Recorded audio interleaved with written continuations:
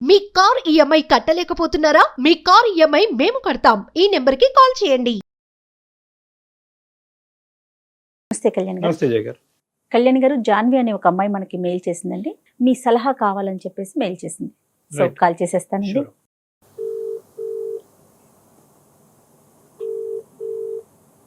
Hello. Janvi అండి, అవునండి, మీరెవరు? నేను సుమన్ టీవీ అందమైన జీవితం ప్రోగ్రామ్ నుంచి కాల్ చేస్తున్నాను. జయా గారు. ఎస్ మీ మెయిల్ చూశాను, డాక్టర్ గారికి ఎక్స్ప్లెయిన్ చేశానంటే బ్రీఫ్ గా చెప్పాను. డాక్టర్ కళ్యాణ్ చక్రవర్తి గారు ఉన్నారు, ఒక్కసారి మాట్లాడండి. అమ్మా జాన్వి, నమస్తే అమ్మా. నమస్కారం డాక్టర్ గారు. చెప్పమ్మా, ఏంటి సమస్య? నా లైఫ్ లో ప్రాబ్లమ్స్ కాదు, ప్రాబ్లమ్స్ లోనే నా లైఫ్ ఉన్నట్టు అనిపిస్తుంది. అయ్యయ్యో. మాకు పెళ్ళయి సంవత్సరం అవుతుందండి. మ్యారేజ్ అయ్యింది 1 year.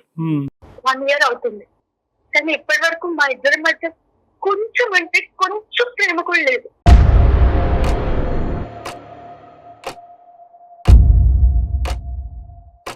అరేంజ్డ్ మ్యారేజ్ అమ్మా? అవునండి. పెద్దలు నిర్ణయించిన పెళ్లి ఇష్టపూర్వకంగానే చేసుకున్నావా? లేదండి, ఇష్టంగా చేసుకోవాలి. లేదు. ఇష్టం లేదు కాబట్టి ఇష్టం ఇప్పుడు లేదు. దగ్గర అవలేకపోతున్నారు. ఓకే. చాలా ట్రై చేశాను, అవ్వట్లేదు నా వల్ల. నీ భర్త మంచోడేనా? చాలా చాలా మంచోడండి, రైట్. చాలా మంచి. సంవత్సరం అవుతుందండి, ఇప్పటి వరకు నా ఒంటి మీద చేయి కూడా ఏమీ లేదు నేను. అయినా సరే పల్లెట్టి మాట అనలేదు ఇప్పటి వరకు నన్ను. అతను ఓకే. అతను ఒక్క మాట అంటే ఒక్క మాట కూడా అనలేదు. నాకు కావాల్సినవన్నీ తెచ్చి పెడతాడు, అన్ని చూసుకుంటాడు. ఎందుకు అని అడుగుంటాడేమో. కనీసం అంటే ఎందుకు అన్నా నీకంత ఫ్రీగా మాట్లాడలేకపోయాను.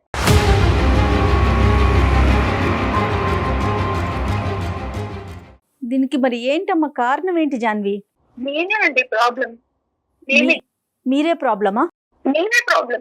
ఇష్టం లేని పెళ్లి కష్టపడి చేసుకున్నారనా ప్రాబ్లము, లేదంటే గతం ఉందా మీకేమన్నా? ఉందండి, ఒక అబ్బాయిని ప్రేమించాను నేను.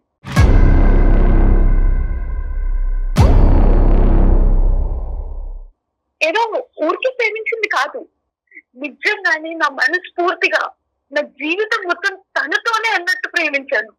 అలాంటిది ఇంకెవరో సడన్ గా వచ్చేసి తనే నీ భర్త అంటే ఎలా ప్రేమించగలుగుతాను?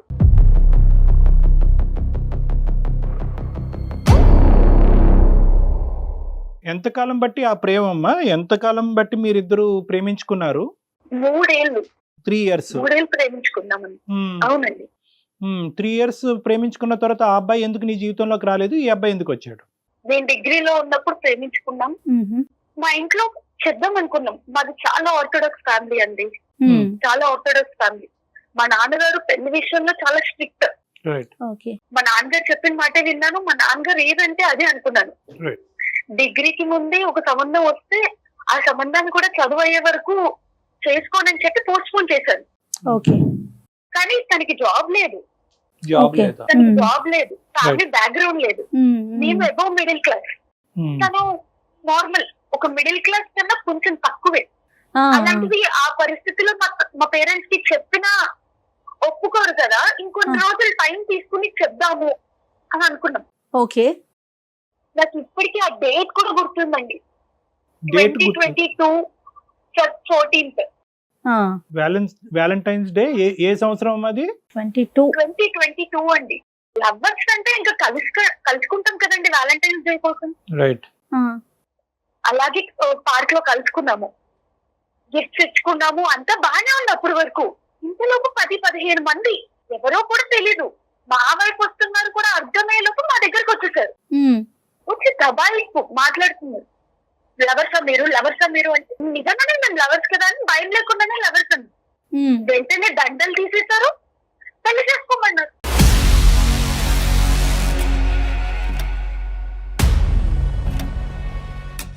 మేము చెప్పే మాట కూడా వాళ్ళు వినలేదు. ఓకే. వెంటనే తాళి తీసి చేతిలో పెట్టేసి తాళి కట్టన్నారు.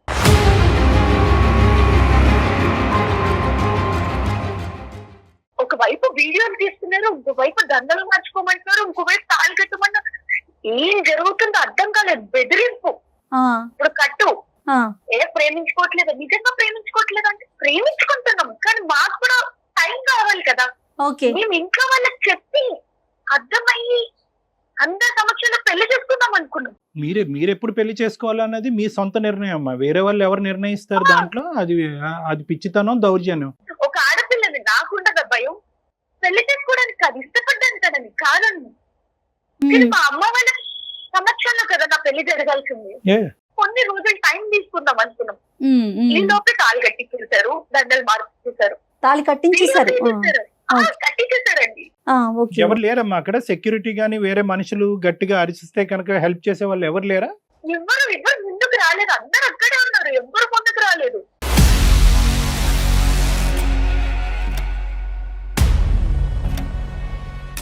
మీ ఇద్దరితోనే ఇలా చేశారమ్మా? చాలా మందికి అలా చేశారు ఆ పార్క్ లో? పార్క్ లో ఇంకా చాలా మందికి చేశారండి. చేశారు, ఓకే. అదేదైనా ఒక స్పెసిఫిక్ గ్రూప్ ఏమో.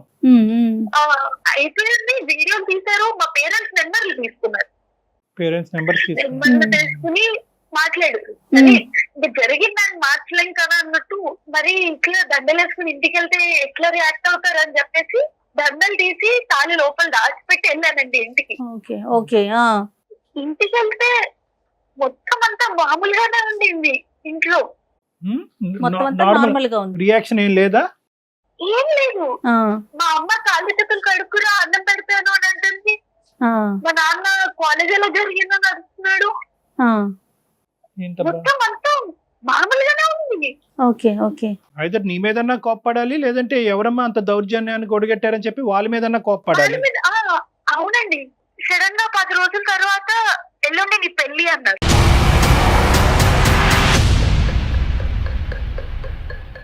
ఎల్లుండి పెళ్లి 1-2 రోజుల ముందు చెప్పారు. నీ పెళ్లి అసలు నాకేం అర్థం కాలేదు. ఈ లోపే వాళ్ళు వెనకాలే వెడ్డింగ్ కార్డ్స్ ఇచ్చేసుకోవడము, పెళ్లి మండపం మాట్లాడేయడము మొత్తం చేసేసారు. ఏం చేయాలో అర్థం కావట్లేదు. ఇంట్లో చెప్పేద్దాము, సరే ఏది జరిగితే అది జరిగింది, ఇంట్లో చెప్పేద్దాం అనుకునే లోపు మా అమ్మ నా దగ్గరకు వచ్చి మాట్లాడారండి. ఏం ఆలోచిస్తున్నావు అంటే, నేను ఏడుస్తున్నాను ఆ టైంలో. ఇంకా ఓదార్చడానికి వస్తున్నారేమో అనుకున్నాను.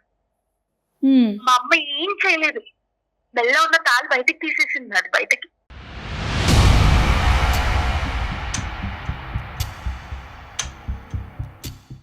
ఏం అడగను కూడా అడగలేదు. నీకు ఈ పెళ్లి ఇష్టమా లేదా ఏం అడగలేదు. తాళి తీసి బయట పెట్టింది. ఓకే, అప్పుడు అర్థమైంది వీళ్ళకి తెలుసు నాకు పెళ్ళయింది అని.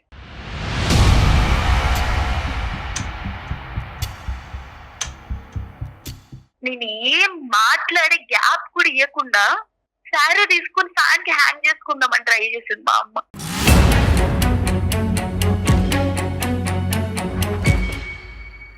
నువ్వు ఏం మరో మాట మాట్లాడకుండా ఈ పెళ్లి చేసుకో, లేకపోతే నేను ఉండను రేపు పొద్దున కల్లా. ఇంకేం మాట్లాడుతాను నేను? నోరు మూసుకుని ఆ పెళ్లి చేసుకోవడం తప్పితే వేరే ఆప్షన్ కనపడలేదండి నాకు.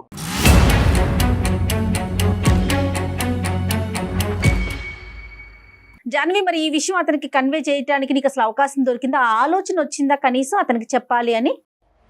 లేదండి, అసలు ఆ టైం కూడా దొరకలేదు నాకు. మీకు అవకాశం ఇవ్వలా? తల్లి చచ్చిపోతానంటే ఇంకా నేను ఏం చేయగలను?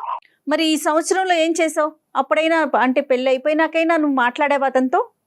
లేదండి. తల్లి చనిపోతుంది అనేటటువంటి భయంతో నువ్వు పెళ్లి చేసుకున్నావు అనేటటువంటి మాటకి మేము బహుశా ఏకీభవిస్తామమ్మా. ఎందుకంటే ఇంకా ఎవరన్నా చావు అనేటటువంటి థ్రెట్ ఇవ్వగానే చేసుకోక సస్తాం అనేటటువంటి ఉద్దేశం. కానీ నీ మెడలో ఒక తాలిబొట్టు అనేటటువంటిది ఉంది, దాని పవిత్రత, దాని ఇంపార్టెన్స్. నేను తాళి కట్టాను కదా, నేను చచ్చిపోతాను అనే మాట ఆ అబ్బాయి అంటే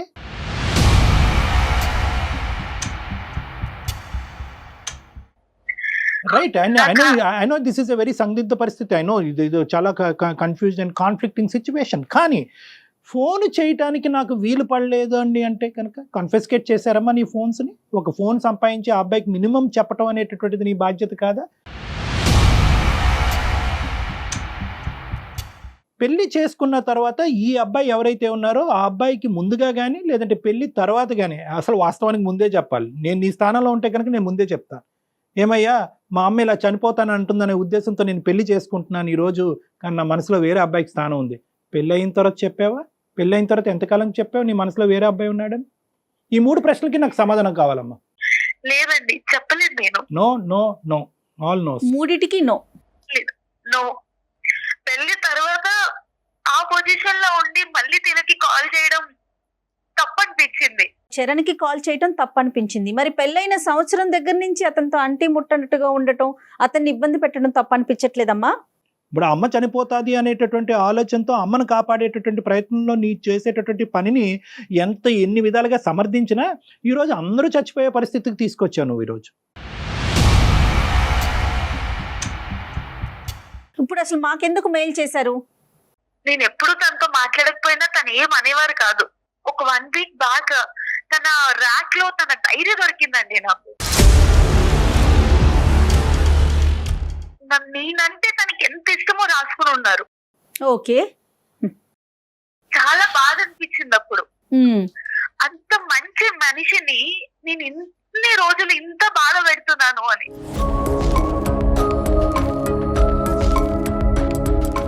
అయితే డైరీలో ఇలా కూడా రాసుకున్నారండి, మేబీ పెళ్లికి ముందు ఎవరినైనా ప్రేమించి ఉంటుందేమో, ఈ కాలంలో అందరు అమ్మాయిలకి ఇలా ఉండిందే కదా. అది కూడా తను క్యాజువల్ గా తీసుకున్నాడు. అవునండి, కొన్ని రోజులకి మారుతుందేమో, ఎప్పటికైనా తనతో ప్రేమగా మాట్లాడతానేమో అనే ఆశతో ఉన్నారని అర్థమైంది నాకు.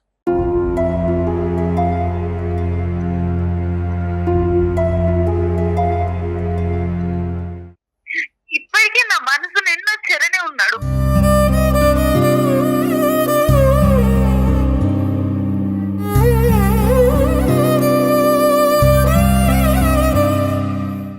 నువ్వు ఒక విధమైనటువంటి సందిగ్ధ పరిస్థితిలో ఉన్నావు. You don't have answers to many people. ఈ అబ్బాయి డైరీ చూసేంత వరకు ఈ అబ్బాయి ఏమనుకుంటున్నాడో నీకు తెలియదు, మంచోడు అని తప్ప ఈ అబ్బాయికి కూడా నీకు ఆల్రెడీ నీకు మనసులో వేరే అబ్బాయి ఉన్నాడు అనేటటువంటి ఆలోచన, నువ్వంటే ఈ స్థాయి ప్రేమ ఉందనో తెలియదు. ఇంకా పెద్ద డైలమా సిచ్యువేషన్ ఏంటంటే కనుక, సంవత్సరం అయింది ఇప్పుడు వరకు నువ్వు చరణ్తో మాట్లాడవు. అసలు ఉన్నాడా? అసలు చరణ్ ఉన్నాడా? ఏ పరిస్థితిలో ఉన్నాడు? పెళ్లి చేసుకున్నాడా? పిచ్చోడు అయిపోయాడా? చచ్చిపోయాడా?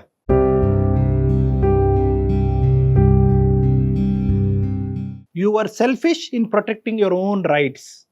మీ అమ్మను కాపాడుకోవటానికి గురించి పెళ్లి చేసుకున్నావు. తాలిబొట్టు పక్క తీసినా కూడా అమ్మని క్షమించి, అమ్మ తాలిబొట్టు తీయటానికి లేదు, దీనికి ఒక విలువ ఉంది, దీనికి ఒక పవిత్రత ఉంది, నేను ప్రేమించినటువంటి అబ్బాయి చేత కట్టించుకున్నటువంటి తాలి భయంకరమైనటువంటి పరిస్థితుల్లో, అనవసరమైనటువంటి పరిస్థితుల్లో కట్టినా కూడా తాలే అనేటటువంటి ఉద్దేశంతో సపోర్ట్ చేసావా? చేయలేదు.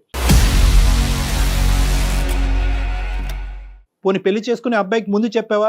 చెప్పలేదు. పెళ్లి అయిన తర్వాత చెప్పావా? చెప్పలేదు. చరణ్తో ఇప్పుడు వరకు చెప్పావా? చెప్పలేదు. సరే అమ్మా, నేను ఇప్పుడు నిన్ను ఖండిస్తున్నాను, నిందిస్తున్నాను అని అనుకోవద్దు. నీ జీవితం నువ్వు ఆ స్థానంలో నిలబడి నువ్వు ఎంత క్షోభను అనిపించావు నాకు తెలీదు. కానీ ఎందుకు మెయిల్ చేసావమ్మా? నా ప్రశ్నలు దేనికన్నా నీకు ఒక సమాధానం ఉందా?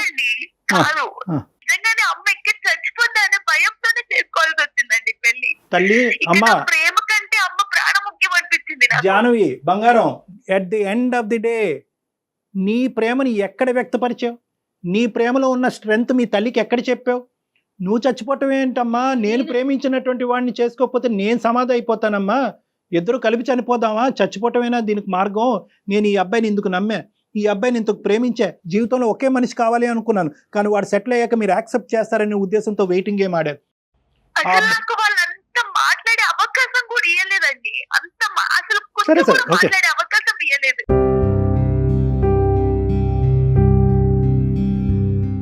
అంటే భయపడింది అంటారా? అంటే చరణ్కి చెప్తే తను ఎలా రిసీవ్ చేసుకుంటాడో, తన మీద ఉన్న ప్రేమ పోతుందో, అట్లా ఏమన్నా ఆలోచించావా జాన్వి? చరణ్కి తెలిస్తే తట్టుకోలేడండి తను. పక్కా చెప్తున్నాను, నేను ఇన్ని రోజులు మాట్లాడకపోయినా తను నా కోసం ఖచ్చితంగా వెయిట్ చేస్తూనే ఉంటాడు. తను ఏమి కాల్ చేయలేదా మీకు? లేదండి, తను కాల్ చేయలేదు. సిమ్ తీసేసాను. నా పెళ్ళైన నెక్స్ట్ డే సిమ్ తీసేసాను. నెంబర్ తీసేసి బ్లాక్ చేసి నెంబర్ ఓకే తీసేసావా?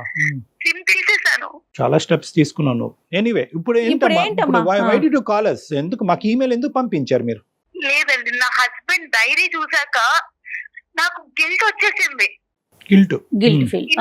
ఇంత మంచి మనిషిని ఒకవైపు నేను బాధపడుతున్నాను, తనని బాధ పెడుతున్నాను. తను చాలా మంచి మనిషి అండి. అంత మంచి మనిషిని అంత బాధ పెడుతున్నానని తట్టుకోలేక దీనికి ఒక ఎండ్ తీసుకురావాలని మీకు మెయిల్ చేశానండి. అంటే సురేష్ తో మాట్లాడి, మీ భర్తతో ఒకసారి మాట్లాడి ఈ అమ్మాయి మనసులో ఈ బాధ ఉంది అని చెప్పమంటావు, అంతేగా? కాదండి, చరణ్ తో మాట్లాడాలని ఉంది నాకు.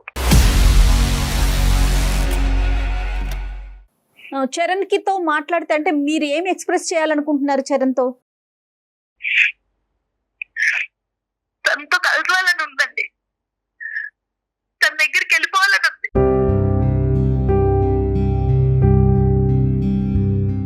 సురేష్ అనే నీ భర్తని కాపాడాలి, అటువైపు చరణ్తో ఏం చెప్పాలమ్మా మేము, మా ద్వారా ఏం చెప్పాలని అనుకుంటున్నావు? చరణ్ కోసం నేను ఇంకా వెయిట్ చేస్తున్నానని చెప్పాలి. తనని మర్చిపోలేకపోతున్నాను నేను.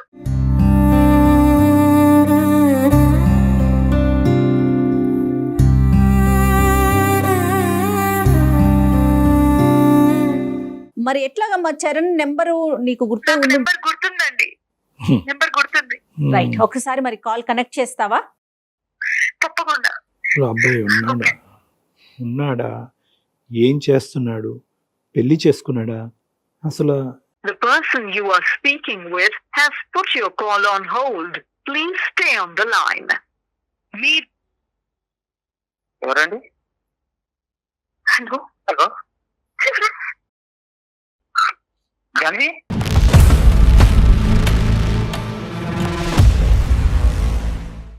జన్వి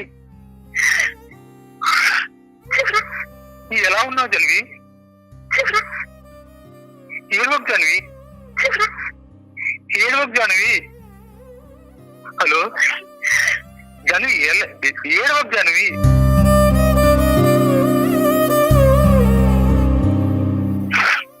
ఎలా ఉన్నావు? ఎలా ఉంటాను, ఎలా ఉంటాను? అసలు ఏమైపోవాలి జాన్వి, ఏమైపోవాలి అసలు? నీకు మ్యారేజ్ అయిందంటగా?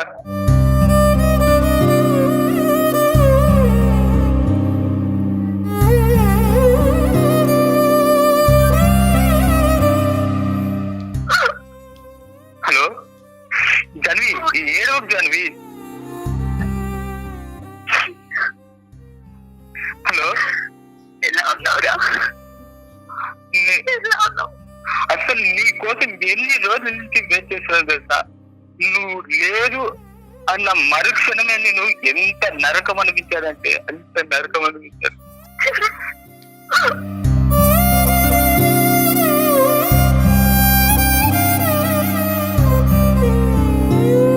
నీ కాల్ వస్తుంది, మాట్లాడదాము అని ఎన్ని రోజులు వెయిట్ చేశానో తెలుసా? అసలు ఒక రకంగా పిచ్చోనైపోయాను, పిచ్చోనైపోయాను. నీకు తెలుసో లేదు, నాకు డ్రింకింగ్ లేదు, డ్రింకింగ్ అలవాటు కూడా లేదు, కానీ దాంతో పాటు ఆ అలవాటు కూడా చేసుకోవాల్సి వస్తుంది తెలుసా? అసలు సంవత్సరం నుంచి నాతో మాట్లాడాలనిపించలేదా నీకు? ఎందుకు అనిపించారు నీకు తెలియాలా? అంటే నన్ను మర్చిపోయా? నరకంలో ఉండేది చరణ్ నాకు.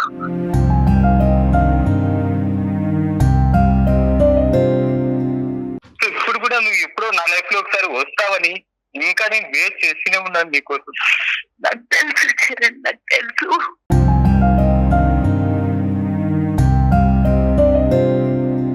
పెళ్ళైపోయిన తర్వాత కూడా నాతో ఒక్క మాట చెప్పాలనిపించలేదా అసలు? నేను ఇంకో పెళ్లి చేసుకున్నానని నీకు ఎలా చెప్పగలను చరణ్? చెప్పలేకపోయాను, నేను అది చెప్పలేకపోయాను.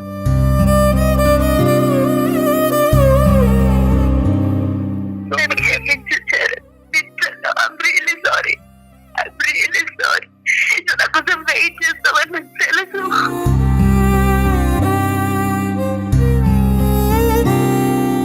నమస్తే చరణ్, అందమైన జీవితం ప్రోగ్రాం నుంచి జాన్వి మీతో మాట్లాడాలి అంటే మీకు కనెక్ట్ చేయించాము. డాక్టర్ కళ్యాణ్ చక్రవర్తి గారు ఉన్నారు. We feel very sorry for you. Sir నమస్తే సార్. నమస్తే నాన్న. నీ కండిషన్ ఏంటి అన్నది మేము ముందుగానే ఊహించుకున్నాం. అందుగురించి 1-10 సార్లు జాన్వితో ఆ అబ్బాయి బతుకున్నాడా, చచ్చిపోయాడా, పెళ్లి చేసుకున్నాడా, తాగుబోతాడయ్యాడా, పిచ్చోడయ్యాడా అనేది తెలుసుకోకుండా 1 year పాటు ఎలా ఉన్నావమ్మా అని జాన్వి అనే ప్రశ్న అడిగిన తర్వాత నీ బాగోగులు ఎలా ఉన్నాయని తెలుసుకోవటం గురించే చేయటం జరిగింది. ఆ అమ్మాయి పెళ్లి చేసుకుంది, అక్కడ ఉండలేకపోతుంది, అక్కడ ఉక్కిరిబిక్కిరి అయిపోతుందంట. నీకు ఫోన్ చేయాలంటే ధైర్యం సరిపోలేదంట. అక్కడ భర్తని తాకట్లేదు, మానసికంగా వాళ్ళు కనెక్ట్ అవ్వలేదు. ఆ భర్తకు కూడా ఏంటంటే ఈ అమ్మాయి మనసులో ఏదో ఉంది అనే డౌట్ ఆల్రెడీ వచ్చేసింది అతనికి. సో ఏదైతే కనుక ఒక ఇష్టం లేనటువంటి పెళ్లిలో కనిపించే కష్టాలన్నీ కూడా ఇక్కడ కనిపిస్తున్నాయి మనకి. నీ పరిస్థితి ఏంటి నాన్న? ఒక సంవత్సరం నుంచి నాకు కాల్ రావడం ఉంది, తన నుంచి కాల్ వస్తుందని ఒక హోప్ తో నేను ఉండిపోయాను అలాగే. సో వస్తుంది, తనకి ఏదో ఇబ్బంది ఉంది అని నేను అలానే వెయిట్ చేసుకుంటూ ఇంతవరకు వచ్చాను సార్. తను ఏ సిచ్యువేషన్ లో ఉందో ఏంటో అని మాట్లాడమని చాలా ట్రై చేశాను. చెర్రీ, ఇప్పుడు ఏ సంబంధాలు వస్తున్నాయనన్నా? పెళ్లి చేసుకోవటానికి రెడీ అయినా నువ్వు? సార్ నాకు పెళ్లి సంబంధాలు వచ్చినాయి సార్, కాకపోతే నాకు ఇష్టం లేదు సార్. ఆ పెళ్లి సంబంధాలు వచ్చినా నేను చేసుకోనని చెప్పేశాను ఇంట్లో. ఓకే. అసలు నాకు ఈ జాన్వి తప్ప ఎవరిని చేసుకోను సార్.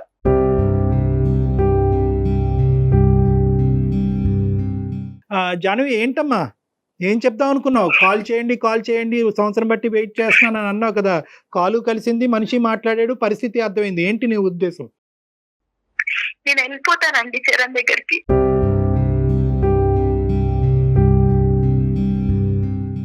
ఏమమ్మా వెళ్ళిపోవటానికి? ఇదేమన్నా ఎయిర్పోర్టా? ఇక్కడ ఫ్లైట్ ఎక్కి అక్కడ దిగటానికి? ఎక్కడికి వెళ్ళిపోతావు? సాంప్రదాయం ఏంటి? పద్ధతి ఏంటి? వెళ్ళిపోవాలని అనుకునేదాన్ని పెళ్ళి ఎందుకు చేసుకున్నావు? అదే తల్లి ఇప్పుడు చచ్చిపోతానంటే ఏమంటావు? అదే తల్లి ఇప్పుడు అంటది, అప్పుడు చచ్చిపోవటం కాదు, అప్పుడు భయపెట్టడానికి చచ్చిపోతాను అన్నాను, ఇప్పుడు చచ్చిపోతాను అంటది.